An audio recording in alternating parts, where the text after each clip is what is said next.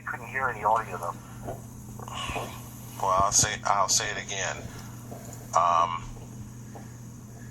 Oh, I thought you were going to play. I thought you were going to play something. No. Okay. I was waiting for That's fine.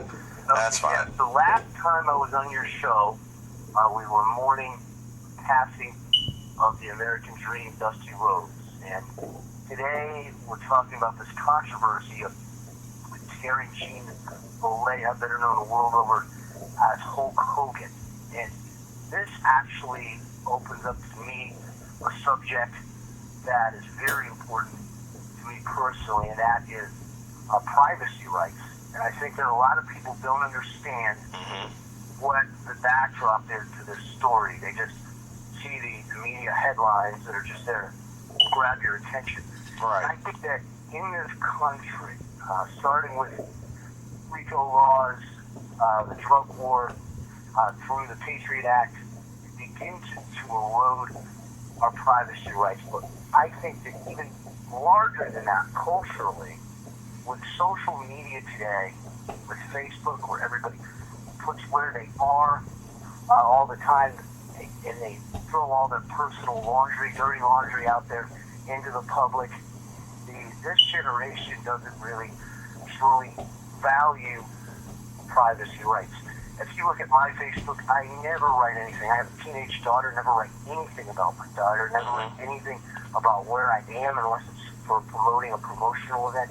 I feel that privacy in this country is being eroded broad-based. And aside from that, the backdrop to this story is disgusting and disturbing to me, because there is a case going on right now where Hulk Hogan is suing Gawker. And a lot of folks don't know this, for the release of a sex tape that involves one Bubba, the Love Sponge Clem's wife, the rather, I'm trying to bite my tongue regarding it. Understood.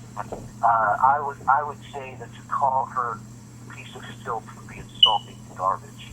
Wow. They set the Hulkster up with this tape. She goaded him on with what he thought was a private conversation.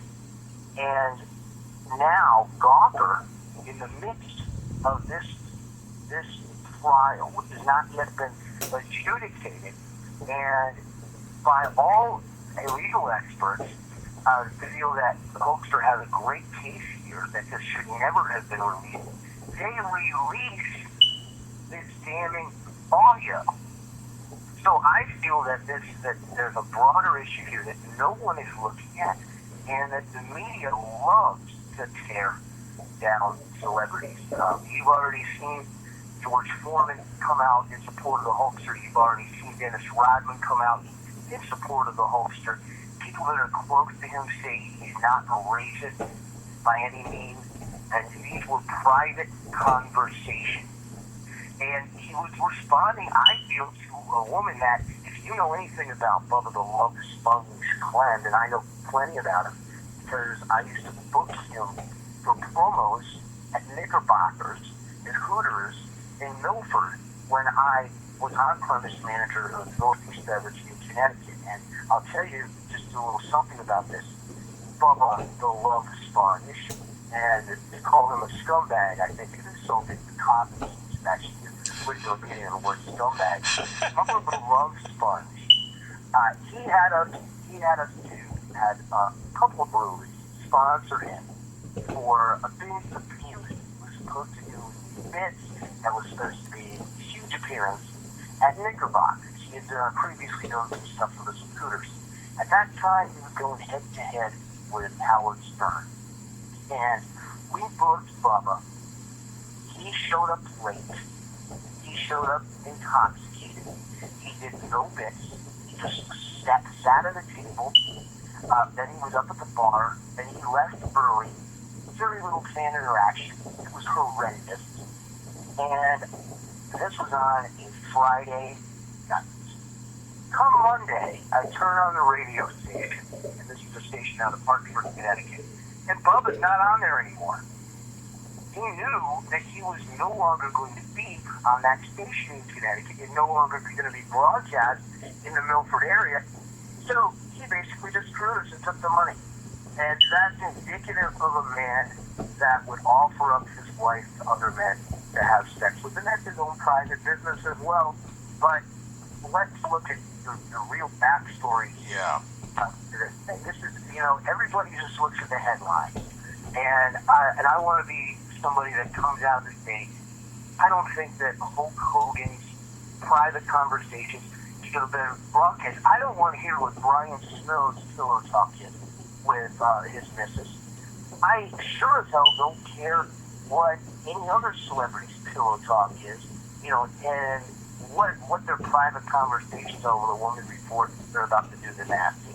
I think that this is a gross violation of his privacy, and I think it's indicative of a broader issue in America, which is that the media love to bring celebrities down. They love tearing famous people down. And as awful as the joke he told, what he said, quite frankly, it wasn't meant for my ears or anyone else's ears. And really what you say in your pillow talk is none of anybody's damn business. Right. So this is a modern type of bizarre form of McCarthyism I see that's going on with tearing down sports stars and tearing down celebrities. The media culture is becoming based on that. I mean, I look at John Jones. John Jones is the greatest pound-for-pound fighter in the world right now. And fans are being deprived of seeing him fight in his prime because of things that have gone on in his personal life.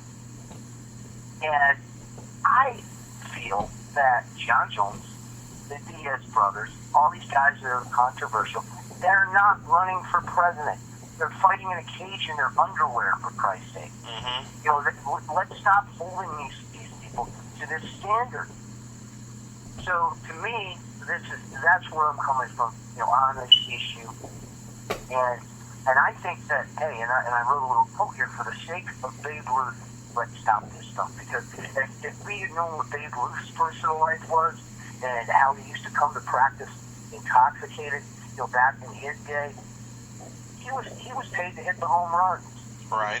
To know who he was sleeping with or what he was saying in the bedroom.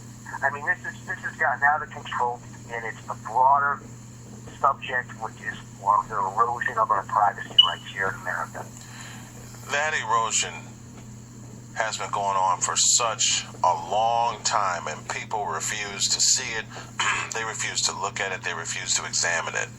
But it's been going on for a long time. It's especially true with celebrities, which brings me to this question.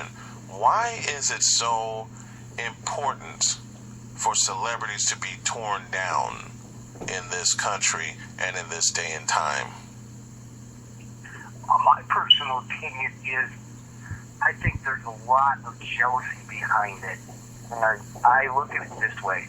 If you go on any fan site for mixed martial arts or professional wrestling, you will see these guys that are probably losers in their underwear in their parents' basements that are just writing these horrendous things, trashing fighters and trashing the pro wrestlers. And these are people that it gives them meaning to their worthless lives to tear people down that are successful. I think there's that, and it's also a sexy story. Media are always looking for sexy stories that will sell and that will get ratings.